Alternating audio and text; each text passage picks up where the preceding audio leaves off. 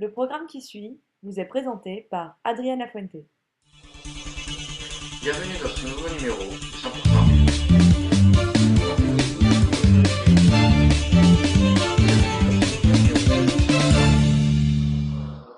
Bienvenue dans ce nouveau numéro de 100% argent.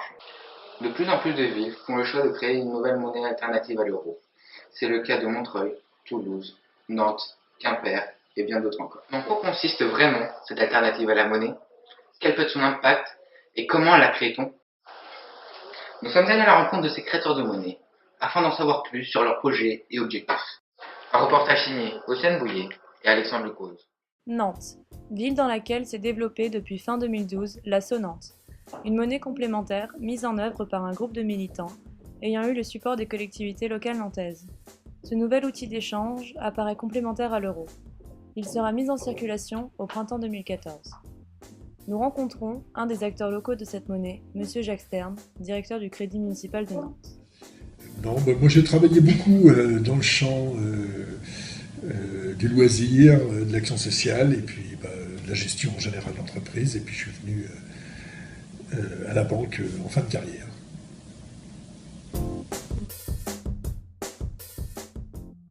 Alors, le Crédit municipal, c'est une banque un peu spécifique. C'est un établissement public avec une double mission.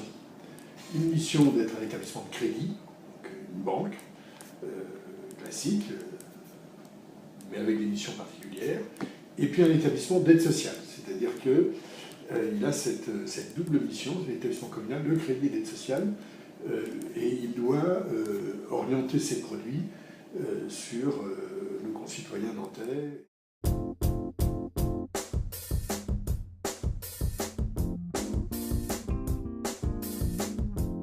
Cette banque est un des actifs participants de la monnaie locale. On a même été un peu à l'origine. Ah, vous êtes à l'origine d'ailleurs. Okay. On est à l'origine, puisque notre ancien maire, Jean-Marc Ayrault, qui est maintenant Premier ministre, m'avait demandé, il y a 4 ans maintenant, de réfléchir un petit peu à de nouveaux projets, de nouveaux produits pour le Crédit municipal pour l'avenir. Le Crédit municipal est le fondateur de cette monnaie locale. Nous nous sommes donc intéressés à la question de la monnaie et avons poussé un peu plus loin notre analyse sur la Sonnante et ses caractéristiques. Jacques Stern répond à nos questions. La même valeur que l'euro, de façon à ce qu'effectivement les gens s'y retrouvent dans les produits. Il ne s'agit pas d'aller chercher que ça vaille un demi ou un trois quarts. C'est déjà compliqué avec le dollar, alors on en rajoute un peu. On a fait un choix un peu différent de beaucoup de monnaies, un choix plus moderne. On ne va pas faire de billets. On s'est dit, d'abord, faire des billets, ça coûte très cher, c'est très compliqué, ça se falsifie très facilement, il faut des entreprises de police et compagnie pour sûr de cela. Donc, on a réuni un groupe d'une cinquantaine de Nantaises et de Nantais, issus à la fois du monde économique, de la chambre de commerce, de la chambre des métiers des artisans, de l'artisanat, des syndicats d'ouvriers, des syndicats patronaux aussi, du monde associatif, et puis de citoyens qui s'intéressaient à la question. Donc on a réuni une cinquantaine de personnes, et puis on a travaillé à voir si ce projet correspondait à des idérata. Nantes n'est pas la seule ville à ouvrir ses portes pour les monnaies locales. Nous retrouvons Alexandre Lecause à Concarneau, qui nous parlera de la sardine. Nous sommes ici, à l'entrée de la ville close, dans le centre de Concarneau, en Bretagne. Parmi les villes françaises qui utilisent une monnaie locale complémentaire, Concarneau, ville du sud du Finistère d'environ 20 000 habitants, a mis en place en 2011 la sardine. Cette monnaie locale est portée par la Dynamique locale, une association créée par des bénévoles. La sardine est disponible en coupons de 1, de 2, de 5, de 10 ou de 20, permettant à ses utilisateurs de se procurer des biens de toute valeur et respectueux d'un certain nombre de critères environnementaux. La sardine est indexée sur l'euro, signifiant qu'une sardine est égale à 1 euro. Toutefois, comme toutes les monnaies locales, la sardine n'a pas vocation à remplacer l'euro. Les noms de prestataires commerçants, artisans, producteurs, artistes thérapeutes et autres sont réunis dans un catalogue disponible pour tous les adhérents. ce qui permet à la monnaie de circuler au sein d'un réseau d'adhérents soudés. La sardine s'est rapidement répandue au-delà des limites de la ville. C'est d'ailleurs à une trentaine de kilomètres de là, à Quimper, qu'un restaurant et une boutique de produits bio a décidé de devenir prestataire de la sardine. À la grande différence d'une monnaie nationale, une monnaie locale ne se capitalise pas en banque. Au contraire, elle s'échange dans des comptoirs de change répertoriés, comme la librairie Phare à Concarneau ou l'Effet Papillon à Quimper. Nous rencontrons la responsable de cette boutique, qui a bien voulu nous apporter de plus amples informations à ce sujet. Parce qu'il n'y a pas beaucoup de gens qui utilisent ici, en fait, moi je sais qu'en plein d'autres régions, c'est déjà implanté depuis déjà parfois de nombreuses années. Ici, c'est très récent en fait. Et du coup, donc, c'est une initiative qui est partie d'une association à Concarneau. Ouais. Et comme on les connaissait, en fait, du coup, l'idée c'est qu'il y a un relais sur Quimper. Nous sommes donc rendus à Quimper, où les habitants étaient en général peu informés de l'existence de cette nouvelle forme de monnaie qui pourtant se développe de manière importante à travers l'Hexagone. En effet, tous les jours, les commerçants de toute la France deviennent prestataires d'une monnaie locale pour de diverses raisons. Christian Levert, libraire, nous fait part de ses motivations qui l'ont incité à devenir prestataire de la sardine, mais également responsable du comptoir de change de cette monnaie. J'ai accepté pour une approche d'abord intellectuelle, parce que je trouvais l'idée très bonne d'utiliser une monnaie locale pour favoriser les circuits courts. C'est ça un peu l'idée de la monnaie locale. Et pour rendre service à une idée. L'idée c'est local. Après, en local, chacun a le droit de choisir qu'est-ce qu'il veut manger, qu'est-ce qu'il veut faire. L'idée c'est de créer du lien, en fait, vraiment local, de créer du maillage. Oui, d'échapper à cette espèce de grandes autoroutes de la consommation aussi, quoi. Éviter la surconsommation, c'est donc un des objectifs des monnaies locales, mais ce n'est sûrement pas le seul. Une monnaie complémentaire vise également à redynamiser l'échange monétaire local et à lutter contre sa possible thésaurisation ou le fait de sortir la monnaie du circuit économique.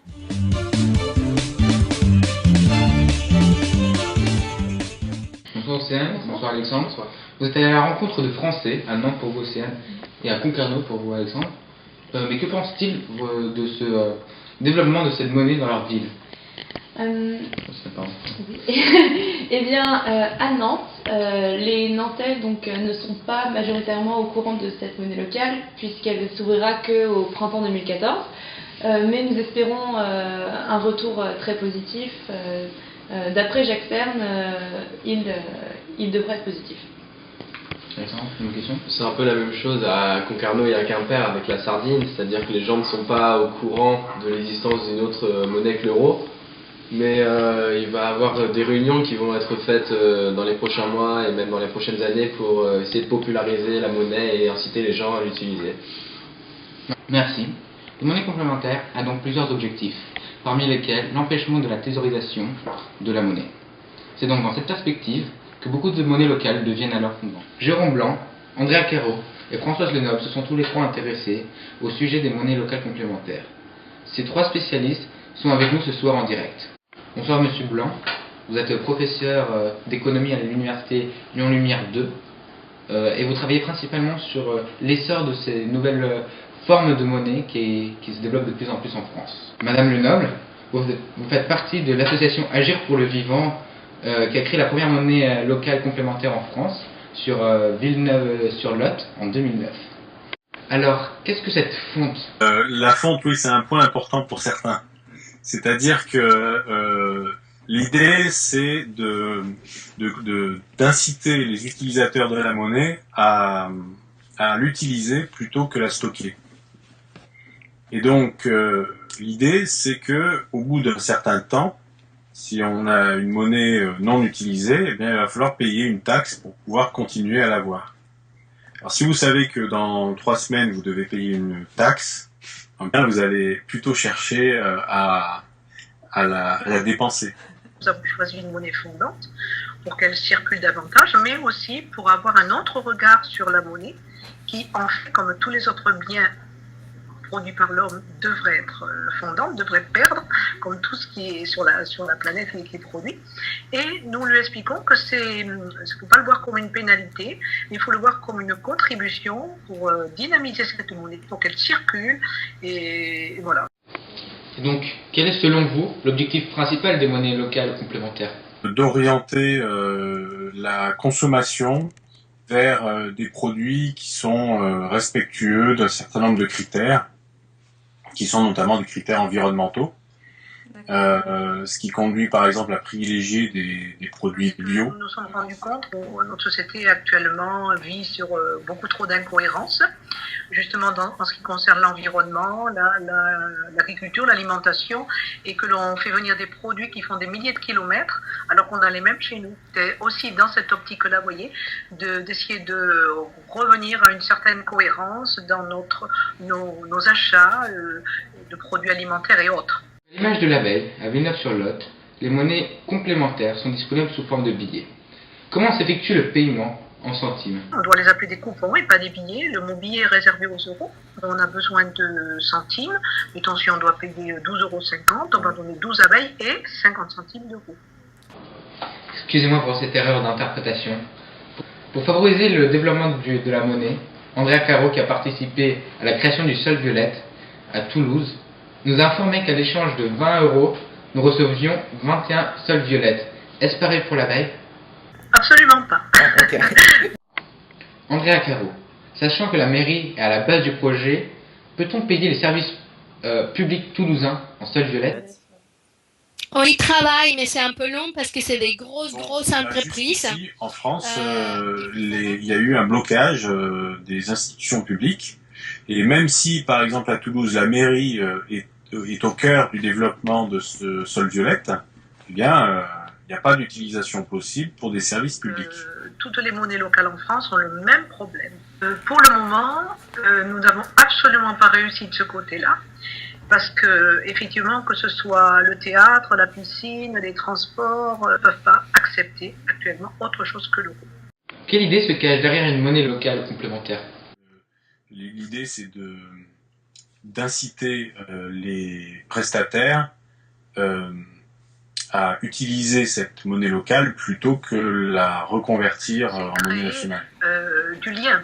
Créer du lien, créer un réseau où il y a beaucoup d'humanité, où il y a vraiment des relations humaines différentes. Nous pensons que les personnes doivent vraiment prendre conscience et jouer le jeu et se prendre en charge. Donc ce qui nous intéresse, c'est que les citoyens s'approprient de la monnaie et qu'ils l'utilisent. Pouvez-vous nous expliquer simplement le fonctionnement d'une monnaie locale complémentaire? Donc vraiment c'est un projet très novateur, donc ça demande du temps, de la patience. C'est un projet qui mise plutôt sur l'éducation populaire, c'est-à-dire que les gens qui l'utilisent le comprennent ce projet. Aucun autre intérêt que le fait juste d'informer. Françoise Lenoble, en créant l'abeille, favorise-t-on forcément le local? Effectivement, pour nous, il était important que ça parte du local. Nous avons beaucoup plus de maîtrise si on s'occupe de ce qui est local, les commerces locaux, les producteurs locaux. Existe-t-il un lien entre la crise et l'essor des monnaies locales complémentaires? Oui, on remarque qu'il y a un lien entre les phases de crise économique et sociale et le développement de ces monnaies locales. Oui. Je crois que c'est lié peut-être, peut-être avec le développement de la crise, mais pas simplement la crise financière. Il y a un gros souci côté écologie et la plupart des citoyens qui créent une monnaie, beaucoup sont dans des groupes qui réfléchissent à ce qu'on appelle la transition. La création d'une monnaie complémentaire est-elle pour autant la solution miracle pour lutter contre la crise? C'est trop petit pour que ce soit crédible. Donc ce n'est pas un outil de solution de crise à l'heure actuelle. Certains promoteurs pensent qu'une société plus stable, ce serait une société dans laquelle il y aurait ce type de monnaie. Et pour finir, en vous défiant du système traditionnel économique, n'avez-vous pas peur de passer pour des idéalistes? C'est un projet très porté par la jeunesse. Ils nous disent vous les jeunes, vous êtes trop idéalistes, vous rêvez trop, et nous on dit c'est assumé quoi. Oui, et alors? Merci de nous avoir suivis. Je vous donne rendez-vous la semaine prochaine, même heure, même chaîne, pour un nouvel épisode de 100% Argent. Bonne soirée.